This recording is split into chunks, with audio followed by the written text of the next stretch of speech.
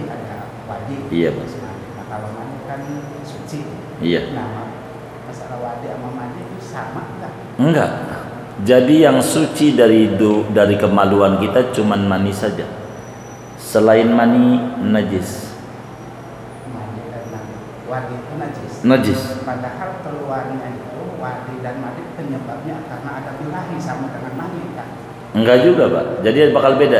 Barangkali madi, kalau wadi enggak. Yang mana sih wadi? Iya baik. Iya baik. Iya baik.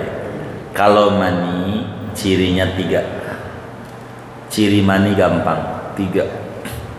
Bisa kumpul, bisa enggak. 1 dari 3 bisa 2 dari 3 bisa 3-3-nya. 3. 1 taladzul, enak keluarnya. Kalau mani nikmat, lezat keluarnya, itu mani. Ini keluar biasa aja, ngompol, kencing. Kalau mani lain, mani itu 1. Ini 15 ke atas nih. Yang kedua udah 15. Oh ya udah. Jadi kedua adalah tadafuk. Tadafuk tuh muncrat, mancur, mani keluarnya cerat. Itu begitu. Itu ciri mani. 2. 3, kalau basah kayak bau adonan. Kalau basah rada bau langu-langu begitu dah, adonan. Kalau kering kayak putih telur. Bila tidak ada ciri ini bukan mani. Udah rumusnya apa? Itu mani. Bisa aja 3-3-nya, bisa juga enggak. Cuma enak doang enggak muncrat, bisa mungkin karena udah senja lah. Kita tuh muda juga udah kurang produktif gitu. Iya. Kemudian madi dulu dah. Madi adalah cairan, warnanya putih keruh, encer. Kalau mani ini enggak encer yang keluarnya ketika ada birahi yang rendah, bukan sutet. Kalau sutet ekstra tinggi, ini tenggakannya rendah, itu namanya madi. Enggak enak loh, enggak madi mah enggak enak, enggak lemas di badan kalau keluar madi. Karena kalau mani bakal lemas imbasnya. Kalau madi enggak, cuman biasanya syahwat rendah, kadang orang nonton blue film, permulaan mau jima biasanya madi. Wadi tidak ada birahi. Kalau wadi cairan kental nih. Kalau madi encer, kalau wadi kental, warnanya kuning, kadang putih juga ada, keruh aja, tapi seringnya kuning, kental. Keluarnya kalau capek,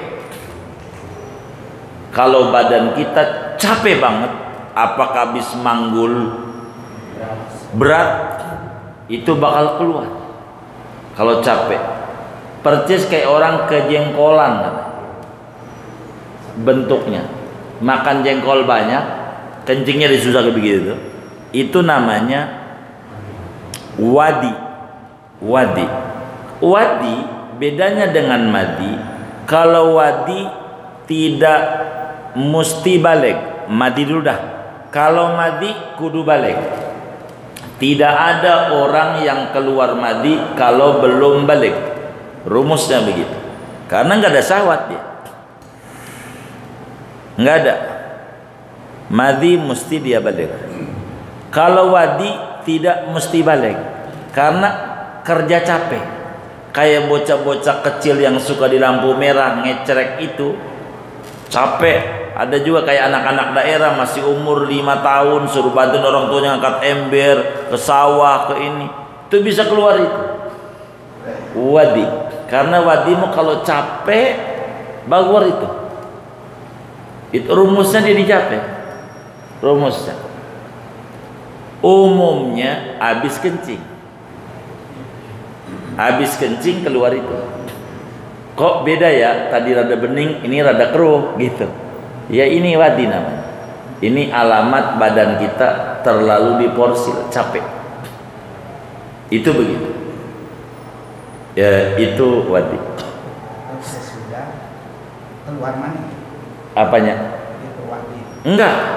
Enggak ada hubungan dengan keluar mani. Kalau sudah keluar mani, maaf ini. Iya boleh Bang. Habis bersetubuh dengan istri. Bisa aja itu masih mani yang keluar yang belum tuntas. Sisa-sisa mani, bisa jadi.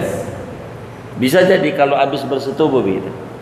Kalau madi syahwat rendah, jadi sebelum bersetubuh keluar. Kalau yang habis bersetubuh ini lazimnya yang sering adalah mani yang masih tersisa. Makanya Islam itu menyuruh begini. Kalau kita habis bersetubuh dengan istri, kita langsung disuruh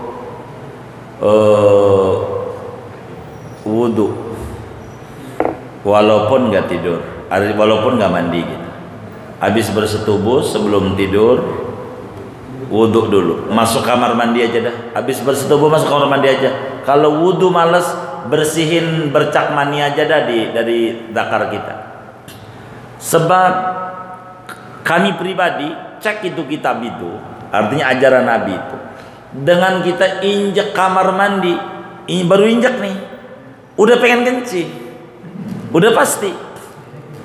Artinya pengalaman hidup kami dari ajaran agama ini, Nabi ini ngapa ini? Pokoknya baru nginjek kamar mandi aja, udah pasti pengen kencing. Tujuannya apa Allah ngasih begitu tuh? Mani ini kental supaya tidak timbul ginjal, prostat, ginjalnya mengecil, dia bakal menyumbat got. Maka kencing ini ngebersihin got, biar tidak prostat, biar tidak ginjal, gagal ginjal dan seterusnya. Itu begitu. Bukan di olahraga. Orang olahraga rajin gagal ginjal juga. Ini ajaran agama yang dia langgar aturannya. Jadi ketika kita mohon maaf nih habis bersetubuh, kan mani nih mohon maaf kita anggap dakar. Ini kan dari bawah sini nih saluran itu. Saluran sperma itu. Ini masih nyangkut di sini. Dengan kencing berarti mani udah bersih. Rumusnya begitu. Berarti sudah tidak ada mani kalau udah kencing. Itu rumusnya. Kalau belum kencing, yang keluar masih sisa-sisa mani yang masih turun dari pangkal tempat sperma. Bisa begitu. Bisa begitu.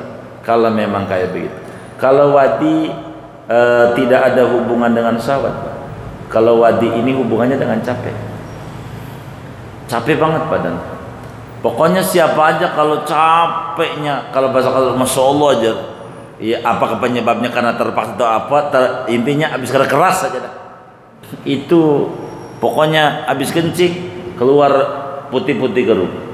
Tapi nggak enak, nggak lemes nggak apa. Ya ini yang disebut wadi. Jadi beda M sama W.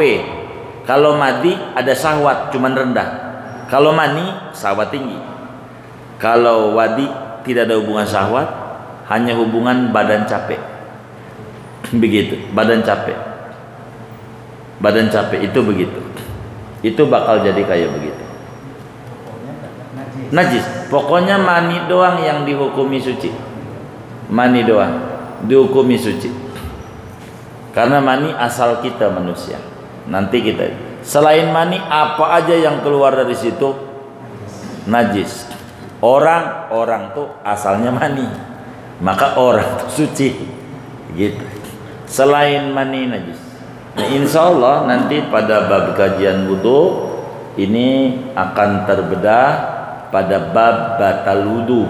Batal wudu itu apa aja yang keluar dari kemaluan kecuali mani. Nanti kita mengurai apa yang keluar, ada kencing, ada ini, termasuk madi dan wadi. Pada paparan, iya, tapi nggak apa-apa karena ditanya, Bi. Sama-sama, Pak. Pokoknya semua ini kajian, kalau masih urusan ibadah, kalau boleh saya memohon waktunya luang gitu, bapak-bapak dan ibu ini, baca aja kitab itu. Boleh dibaca di rumah. Walaupun kitab ini belum nyampe materinya, silakan dibaca. Yang rada nggak ngerti boleh ditanya. Ini tapi kitab ini isinya 3, tapi yang satu tauhid udah kita potong gara-gara kita ngaji jawahir, jadi tauhidnya nggak dibaca kitab ini, dianggap cukup disono gitu. Jadi kita udah langsung di fikih, gitu. Artinya udah lolos lah kita tauhid di kitab ini, dianggap ngaji di jawahir. Fikih ini sampai bab haji, ngomongin zakat, pokoknya dari sholat segala macamnya, zakat sampai mentok untuk sholat jenazah, kitab ini. Kalau udah sholat jenazah betul udah habis tuh sholat, udah nggak ada sholat lagi, udah mati ya kan. Pindah zakat pindah puasa pindah haji pindah ziarah, ngomongin korban yang kayak kemarin. Akikah belum tuh, kemarin tuh akikah baru ngomong korban doang. Itu akikah, bagaimana cara akikah yang benar ngikut Nabi. Ada ngomong nadar dan sumpah, ini sedikit nyelip itu. Dan terakhir tentang tasawuf, bagaimana cara suluk dekat dengan Allah. Terakhir kitab ini. Artinya maksud kami nggak mesti dengan kajian seperti apa kita nanya ini, nggak, saya kira dibaca aja biar bisa kita menjawab buat anak bini kita. Ada kok di situ semua hukum-hukumnya, biar lebih mudah lihat daftar isi, itu semuanya ada. Itu begitu. Tujuan ngaji pakai materi biar kita bisa membantu menjawab persoalan umat minimal di rumah tangga kita, begitu. Jadi enak dengan ada materi, jawaban tidak ngarang-ngarang. Ini datanya, begitu tujuannya dengan pakai materi dan lebih terarah kalau ngaji pakai materi. Jadi kita lurus saja ngaji, kan begitu. Karena kan terbimbing oleh kurikulum yang dibuat oleh kiainya. Kita kan menyampaikan itu. Jadi silakan saja, jangan sungkan. Artinya untuk memenuhi kebutuhan kita ngaji yang enggak terpenuhi, begitu, enggak terpenuhi, begitu. Kalau masih nanyanya fikih ibadah, semuanya ada jawabannya. Walaupun ada kalanya tersirat, enggak tersurat. Kayak contoh madi, wadi, paparannya di kitab ini enggak muncul, tapi tersirat ada. Paparannya, mati itu ciri-cirinya apa, mani itu enggak sedetil itu karena kecil gitu. Tapi nanti kalau kita udah dibedah akan ketemu paparan itu. Kalau dibedah, kalau kayak tentang nikah, tentang dagang, enggak ada di kitab ini karena ini fikih ini terbatas. Orientasi Pak Yai mengarangnya, Syekh ulama besar Mekah ini tingkat dasar, sehingga urusan ibadah aja. Tapi walaupun kecil dikata lengkap karena ada 3 ilmu, ada tauhid, ada fikih, ada tasawuf.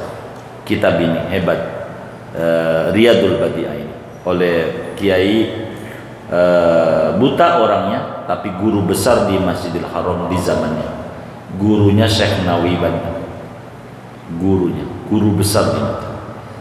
Gurunya Syekh Nawawi itu Syekh Muhammad Hasbullah bin Sulaiman, buta mengajar di Mesir, kiai gedenya kiai. Ini yang punya Riyad ini. Kurang lebih demikian. Allah.